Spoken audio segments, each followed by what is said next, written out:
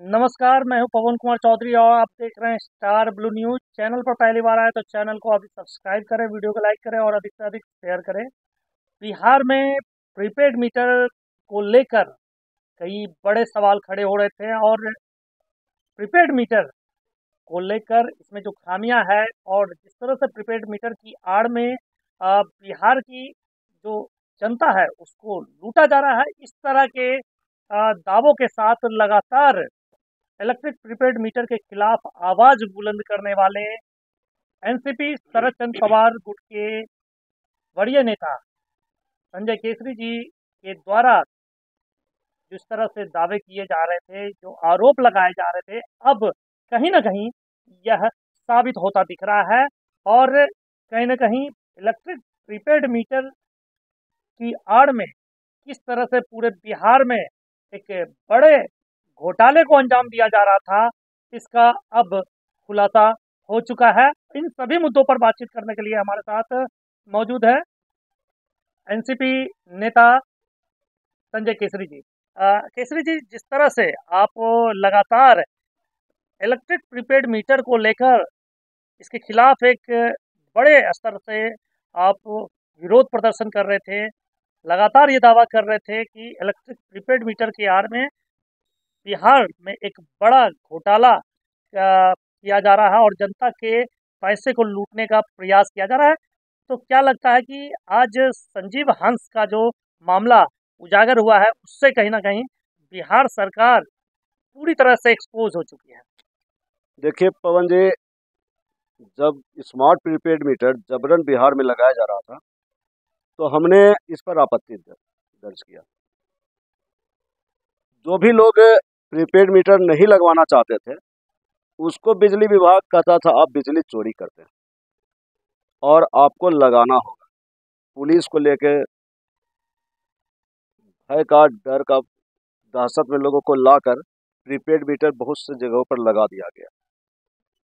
हमने बिजली विभाग के जो जीएम थे एसबीपीडीसीएल के अरविंद कुमार जी, उनसे सवाल किया था कि आपका जो प्रीपेड मीटर अगर इतना ही स्मार्ट है तो आम बिजली उपभोक्ताओं के बदले पहले सभी सरकारी कार्यालयों, सरकारी आवासों, स्वशासी संस्था के कार्यालयों और उनके आवासों में क्यों नहीं लगाया जा रहा है। पहले आप बिजली विभाग में लगाइए, नीतीश जी के आवास में लगाइए, नीतीश जी के कार्यालय में लगाइए, सचिवालय में लगाइए, राज्यपाल के यहाँ लगाइए, बिजली विभाग के सीएमडी जो है उनके यहाँ लगाइए। सभी सरकारी कार्यालय और आवास में लगाने के बाद आप जनता के यहाँ लगाइए। हमने सवाल किया था कि क्या आपका प्रीपेड मीटर सीपीआरआई टेस्ट में सही पाया गया है। सेंटर पावर रिसर्च इंस्टीट्यूट के द्वारा प्रीपेड मीटर का जांच हुआ था, उसमें प्रीपेड मीटर फेल्योर हुआ था। हमने सवाल किया था कि क्या प्रीपेड मीटर का मीटर रीडिंग टेस्ट सर्टिफिकेट आप दिखला सकते हैं। हमने सवाल किया था कि प्रीपेड मीटर में जो लाइट ब्लिंकिंग होता है उससे हमें क्या फायदा है। तो जीएम अरविंद कुमार जी, जो एसबीपीडीसीएल के जीएम थे रेवेन्यू, उनका कहना था कि लाइट ब्लिंकिंग से पता चलता है कि मीटर ठीक है। हम कही तो आपको फायदा है, कंज्यूमर को क्या फायदा है। तो जवाब नहीं दे पाए थे।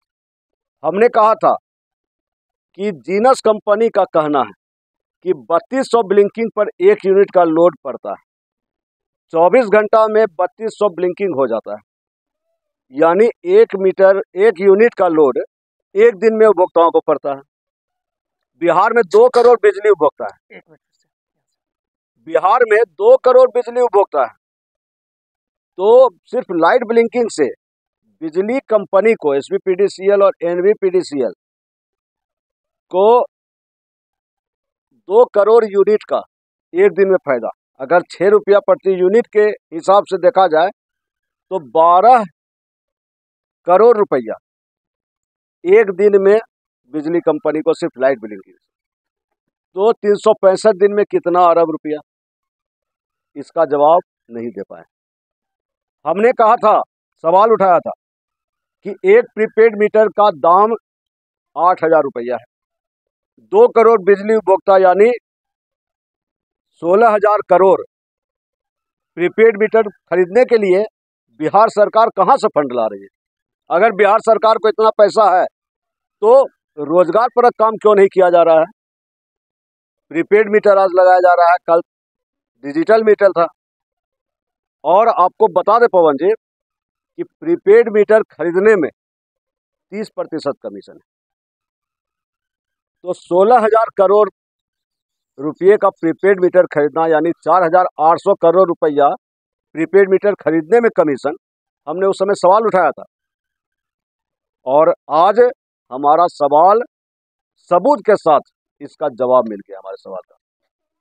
संजीव हंस जी जो ऊर्जा सचिव है और पावर डिस्ट्रीब्यूशन कंपनी का वो सीएमडी हैं अतिरिक्त चार्ज के रूप में, उनको प्रीपेड मीटर कंपनी ने 3 करोड़ 35 लाख रुपया का मर्सिडीज कार गिफ्ट किया।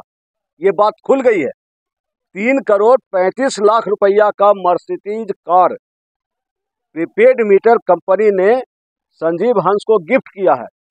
95 करोड़ का बंगला गिफ्ट किया है।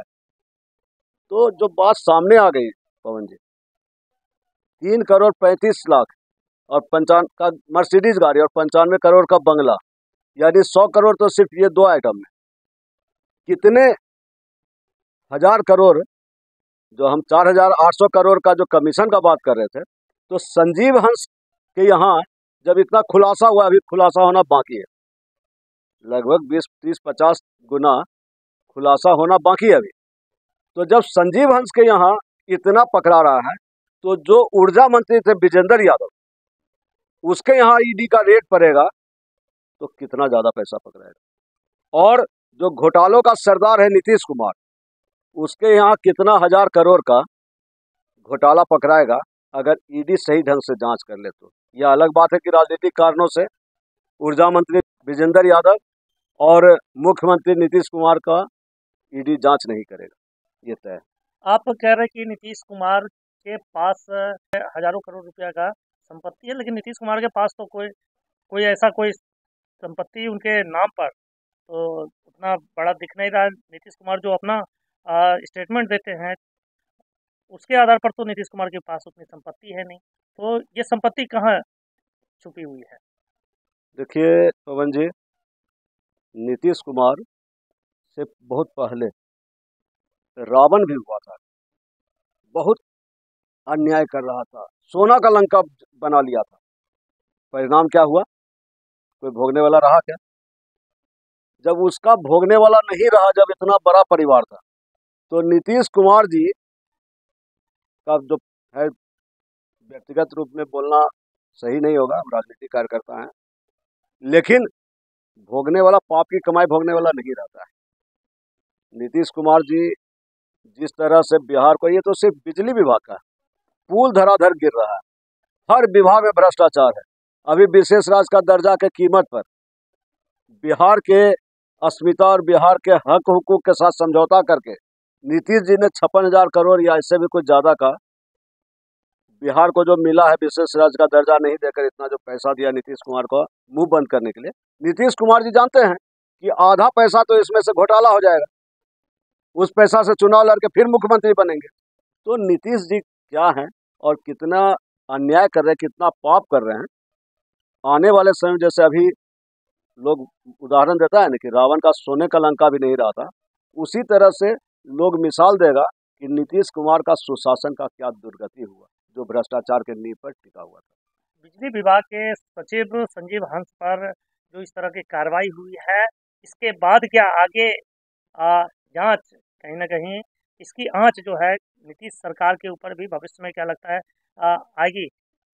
हम एनसीपी शरद चंद्र पवार गुट के प्रदेश के नेता हैं और बहुत जल्द सावन वगैरह खत्म होता है तो पटना आयकर गोलंबर पर इस मुद्दे को लेकर धरना पर बैठने जा रहे हैं कि संजीव हंस का नार्को टेस्ट और ब्रेन मैपिंग टेस्ट किया जाए, ताकि इस घोटाले की राशि कहां कहां गई है, कौन कौन मगरमच्छ है, जब हंस को मिला इतना तो मगरमच्छों को मिला होगा कितना, इसको लेके धरना पर बैठेंगे। जो हमारे सवाल का जवाब नहीं मिलने पर आमरण अनशन में बदल जाएगा, ताकि नीतीश कुमार जो भ्रष्टाचारियों के साम्राज्य हैं, जो सरदार है भ्रष्टाचारियों के, नीतीश कुमार के भ्रष्ट साम्राज्य की चूल्हे हिल जाएंगे।